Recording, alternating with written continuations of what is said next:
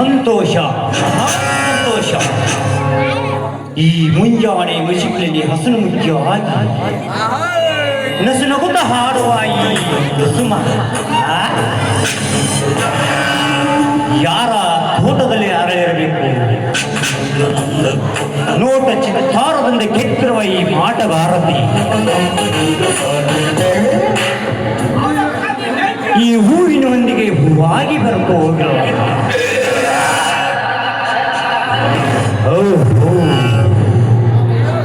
ಇದು ನಾ ಬಯಸಿದ ವಾದಿರಾಜನ ಮಗಳ ಪಲ್ಲವಿ.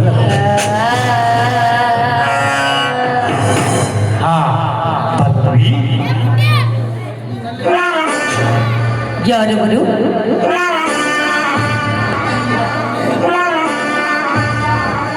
ನಾನೇ ನಿನ್ನ ತಂದೆ ವಾದಿರಾಜನಿಗೆ ಅರಿಯ ನ್ಯಾಯವಾದಿ ತ್ಯಾಗರಾಜ್. ಓಹೋ, ಅರ್ಥವಾಯಿತು ಬಿಡಿ. ಹೌದು, ನ್ಯಾಯವಾದಿಗಳು ಆ ಧರ್ಮದ ಉಡುಪನ್ನು ಬಿಟ್ಟು ಈ ಗುಂಡಾಡ್ರೆಸ್ಸನ್ನು ಧರಿಸಿ ಇಲ್ಲಿಗೆ ಬಂದಿದ್ರಲ್ಲ, ಕಾರಣ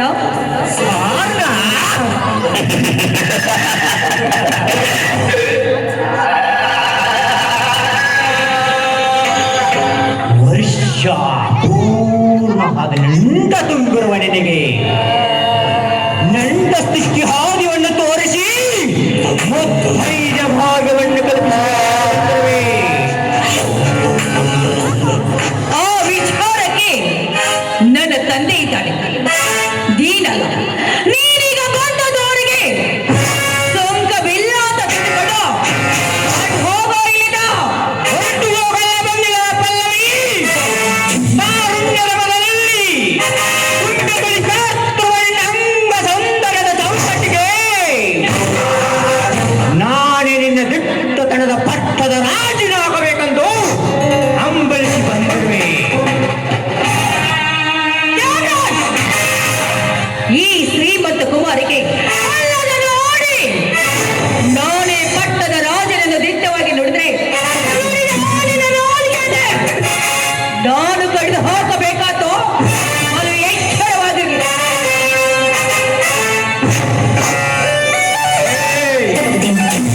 ಗೊತ್ತು ಭಾರತಿ, ಎಲ್ಲ ಹುಡುಗರ ನೆಲೆ ಎಲ್ಲ ಬಲ್ಲೆ ನಂದು. ನಿನ್ನ ಮನೆ ಬೀಸಿದರೆ ನಿನ್ನ ಸೌಂದರ್ಯದ ಸರೋವರದ ಸೆರೆ ನನ್ನ ಪ್ರೇಮ ಎಂಬ ಬದಿಯಲ್ಲಿ ಬತ್ತಿ ನಿಲ್ಲುವುದು ತೋಕೆ. ಆಗ ನಿಮ್ಮಪ್ಪ ಈ ಕಟಾರವನ್ನು ಹಿಡಿದು ತನ್ನ ಅರಮನೆ ತುಂಬ ತೆರಪಡಿಸಿದರು. ಕುಟಿಲವಾದ ಹೋದ ನಿನ್ನ ಜೀವ ಮತ್ತೆ ಜೀವ ತುಂಬ ಬರಲಾರದು. ಜ್ಞಾಪಿಸಿಕೋ.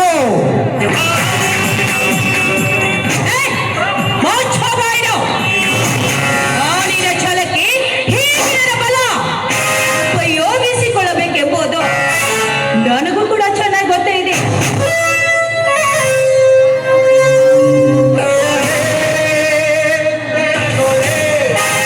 ಲೇ, ನನಗೆ ಬರೆಯಲು ಹರಿಯದ ಬಾಲಿ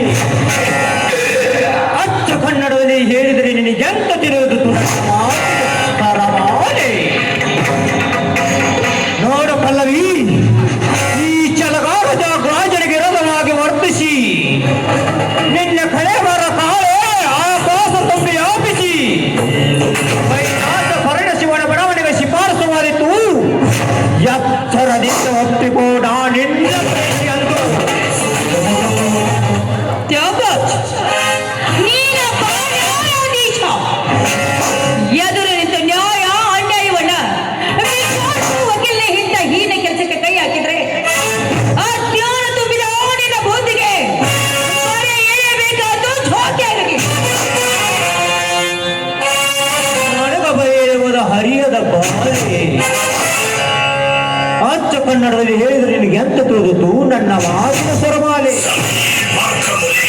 ಲೋ ಹುಚ್ಚು, ಆ ನಿನ್ನ ಚುಚ್ಚು ಮಾತಿಗೆ ಹೆಣ್ಣಲ್ಲ ಈ ಪಲ್ಲವಿ. ನಿನ್ನಂತ ಇಂದ್ರನ ಸಭಾ ನನ್ನ ಮನೆ 10 ಭಾಗದಲ್ಲಿ ನಡೆಯುತ್ತೆ. ಗೊತ್ತಿಲ್ಲೇನೋ? ನಾಚಿಕಿಲ್ಲದ ನಾಮಧಾವೆ.